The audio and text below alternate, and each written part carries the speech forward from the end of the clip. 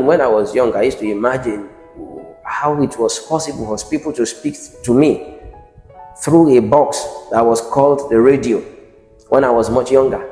I used to fathom, I used to try to think, I wanted to find out how it was possible for somebody to be holding something called phone in Nigeria, and then someone in the US would be hearing him and they are not close, there was no proximity. Those things are technology. Technologies are part of the wonders of God, whether human or natural or spiritual or scientific. Very quickly, let's go to Romans chapter 7. Let me show us a few things in Romans chapter 7 about spiritual technologies and about how humans abuse technologies. And because humans abuse technologies, sometimes the purpose of the technology will be diverted. Romans 7 verse 7. The Bible says here that, what shall we then say? Is the law sin? God forbid. In other words, is that technology sin? God forbid. So for the fact that some people use, let's say, Bitcoin, for instance, cryptocurrency, for some nefarious activities, does it make it sinful? God forbid. So the law is not a sin. The law was not sinful.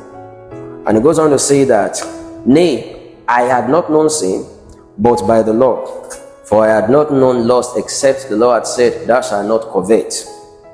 But sin, taking occasion of the commandment, wrought in me all manners of concupiscence. For without the law, sin was dead. In other words, sin was taking occasion of the commandment. Sin was taking the advantage of the commandment of God that was a technology of God. The commandment was a good technology, but sin took advantage of that technology to wrought all manners of concupiscence.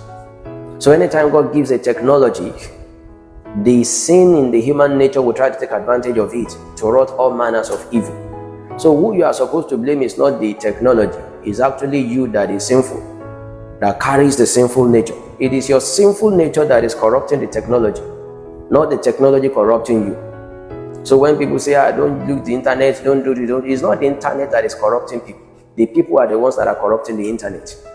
The internet in the hand of a good man is a holy weapon. This thing we are doing now, is it not internet you are making use of? So if you say that we shouldn't have anything to do with the internet, a lot of activities will not be possible. So it is sin in man that corrupts those items.